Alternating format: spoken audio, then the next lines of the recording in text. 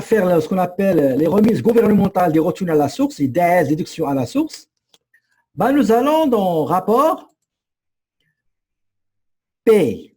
Donc, rapport paye. Retenue et charge. Donc, rapport paye, retenue et charge. D'accord? Je vais juste indiquer ça pour le faire. Donc, c'est 10. Donc, je vais choisir, il est où le rapport? Donc, la paie, retenue et charge. Et je vais sélectionner quelles sont les charges que je dois remettre, les montants remettre au gouvernement. Comme vous savez, avant que je l'explique, nous avons assurance emploi. Assurance emploi, il y a deux cotisations. La cotisation de l'employé, au Québec, c'est 1,20% du salaire brut. Il y a un maximum, d'accord? C'est le taux le plus bas ici au Canada et les autres, c'est 1,58%. Donc, l'employé cotise avec 1,20% et l'employeur, il cotise avec 1,68%. OK? Ici, c'est les deux. OK? On est en train de calculer les deux parties. La cotisation de l'employé plus la cotisation de l'employeur que l'employeur va les prendre, les deux, il va les remettre au fédéral. On a l'impôt. L'impôt fédéral, donc il faut voir la table des retenues d'impôt selon les codes. Le Québec, il a des codes numériques. Le fédéral numérique. 0, 1, 2, etc. Le Québec, alphabétique. 0, A, B, C, D, etc. Donc ça, vous l'avez dit. Hein. Vous allez le voir avec moi dans le cours de projet des juges en comptabilité. La commission des normes de l'équité, de la santé et de la sécurité au travail, CNSST, c'est une cotisation de l'employeur, pas de l'employé. Le taux moyen, c'est 1,85 parce qu'il y a beaucoup de taux selon la nature de l'activité. Moi, j'ai pris la moyenne, c'est 1,85. Il y a impôt du Québec.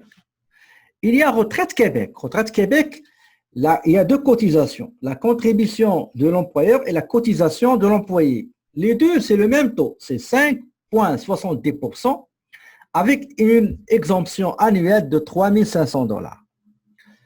Pour le FSSQ, Fonds des services de santé du Québec, le taux, selon est-ce que vous êtes dans la masse salariale, puisque la moitié est dans le secteur primaire ou secondaire, donc c'est à peu près 1,20, je crois 1,26. C'est le secteur public, c'est 4, je crois 26, quelque chose comme ça. Sinon, s'ils ne sont pas ni ici ni là, ben c'est 1,65%. D'accord? RQAP, Régime québécois d'assurance parentale, il y a aussi deux cotisations. La contribution de l'employeur, il paye 0,692% et l'employé, il paye 0,496%. Donc 0,496%. Ben, l'employeur, qu'est-ce qu'il va faire? Ben, s'il y a d'autres retenues, par exemple, les cotisations syndicales, si vous avez régime de pension agréé, etc. Donc, l'employeur, il va prendre la cotisation de l'employé plus la contribution de l'employeur, il va remettre tout ça au gouvernement fédéral et provincial. Donc, je vais sélectionner, je clique sur, j'appuie sur le contrôle, je sélectionne en maintenant votre appui sur le bouton contrôle, donc assurance emploi, impôt fédéral, commission des normes de l'équité, de la santé et de la sécurité au travail, impôt Québec, régime retraite Québec. C'est plus rigide rente du Québec, maintenant on appelle, ça fait 5 ans ou 6 ans, retraite Québec, fonds des services de santé, RQAP. Si vous désirez le détail, pour mettre le détail, nous, on utilise toujours le sommaire. Je clique sur le sommaire. Et voici les remises gouvernementales. Au fédéral, il faut il faut remettre 666 plus 242,36. Le total, c'est 308,36. Le reste, c'est 623,34. D'accord? Donc, une fois que j'ai ces informations-là, voici comment je déclare tout ça. On va revenir au revenu Canada, Québec. Voilà. On va aller à retenue et cotisation. D'accord? Et on va cliquer sur déclaration de retenue et de cotisation. Regardez, on a le mois de mai et le mois de juin. On va le faire tout de suite ensemble. La première période, suivant. Donc, je vais mettre quels sont les retenues d'impôt. Je vais mettre quels sont les retenues de la retraite Québec. Les retenues, pas les retenues, les contributions. Ici, on met retraite Québec, contribution de l'employeur, 5,70% du salaire brut, et de l'employé, 5,70% de salaire. FSSQ selon le taux. RQAP, c'est l'employé, c'est 0,496 et l'employeur, c'est 0,692%. CNSS selon le taux, donc on a 0 ici par exemple. Et vous pouvez revenir et modifier, donc chose que je vais faire après.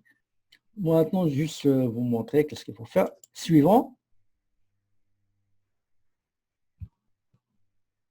Il faut vérifier, donc il faut vérifier est-ce qu'il y a des erreurs, etc. Vous confirmez que c'est correct et vous cliquez sur transmettre.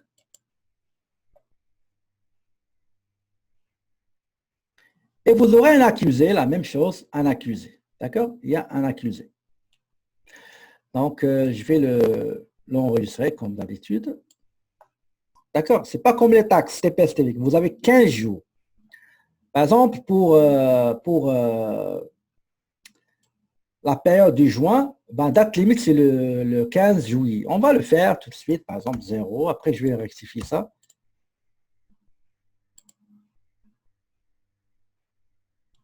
Pour le paiement, je vais parler de paiement, ce ne sera pas long. Donc, RQAP rien, cotisation, suivant. Vérifier, tout est vérifié, je confirme, transmettre. Et voilà, vous avez l'acte de réception. Vous pouvez l'enregistrer si vous désirez. On va mettre par exemple le RS du juin. Enregistrer. D'accord? Très bien. On va aller. Je l'ai déjà payé ce montant de retard. Comment on fait pour le paiement? Quand vous allez cliquer, quand vous terminez les déclarations, vous aurez un code comme ça. Un code. Vous voyez, un code. Vous allez dans cet écran, c'est copier. Ça, copier-coller. Le code a été copié. Et vous allez dans votre banque, là où il y a payé les fournisseurs, vous avez Revenu Québec. Vous allez coller, mettre le code et le montant à régler. Est-ce que vous avez compris comment on règle soit vous allez émettre un chèque au nom du ministre des Finances, pour le Québec, pour le fédéral, un chèque au nom de receveur général du Canada, et ici pour le Québec, c'est le ministre des Finances. D'accord? Ou bien vous allez avec le bordereau, vous allez chez votre banque et vous allez demander qu'il